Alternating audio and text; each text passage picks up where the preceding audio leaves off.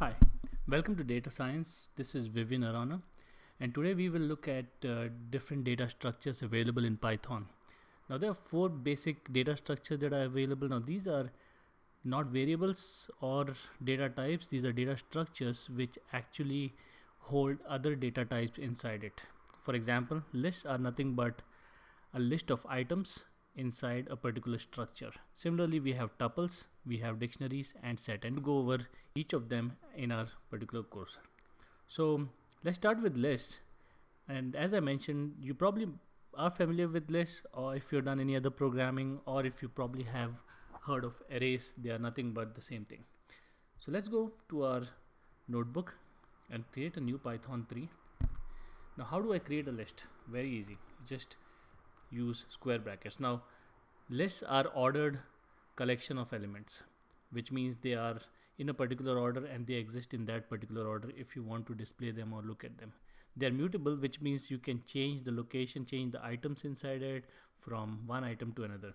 It's more like variables. You can kind of change it after you assign it. So I'm going to give a number here. You can have a collection of items, which means you can have a string inside it. You can have a float inside.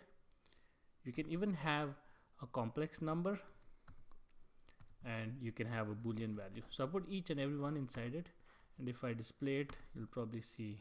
And what is the type? If I say type of A, it will show me, it will tell me it's a list.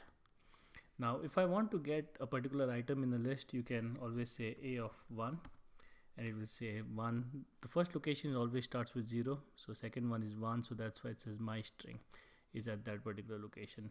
Similarly, as we saw before, you can always go in reverse order. It will give, this is -1 and this is -2, so it will give me the complex number available over there.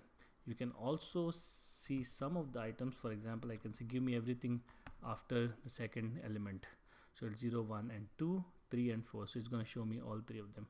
Similarly, I can say give me everything before 2, and it will give me 0 and 1. It will not give me the second parameter. It will exclude the last item that is there. So number 2 it will exclude, so it will be 0 and 1. So that's how you can see it. You can also change the parameter. So I can say A of 1, instead of my string I want to say hello world. So that's why I said it's mutable, which means you can change it after you assign it. So if you see, my string became hello world over there. This, you can append items to your list. I can say a dot append. Let's say I want to append number 34, and now if I display it, you'll see 34 added to the end of the list. You can pop items by saying pop, and now if you look at it, the last item was popped. Similarly, I can pop again. Pop will always take the last item and pop it out. So if I run A again, you'll see it has only 4 items inside it. I can do reverse a particular string or reverse a particular list, and when I run this, it will say this because this is not the right spelling of reverse. And now if I display A, you'll see the item, the order of the list is reversed. I can also do sort. Now in this particular case, I don't have the same types, so it will not sort it. But if I have a list of same types, so for example something like this, random numbers added, now I say b dot sort, it will sort my array in an order 1 2 4 7.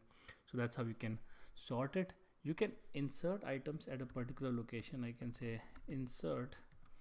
Insert takes 2 parameters. It says, okay, what is the index that you want to insert at? So 0 1 2 I want to insert here, and I want to insert 34. Now when I look at this, as 1 2 34 and 4 got pushed, and everybody is pushed by 1 index. So that's how insert is used. Other than that, I can add 2 arrays, 2a plus b, or 2 lists. So if you see, it took the first list, A list, and the B list, and then added them into one single list. So you can create one list with 2 different lists. If I want to, for example, multiply by 3b and run it, you'll see what it does is it took the list and created a list repeating it 3 times, b B, B. So it took the elements and it kind of added them behind the previous list and created a list which includes 3 times the list that B was. So these are different operations that you can do with list data structure. Thank you.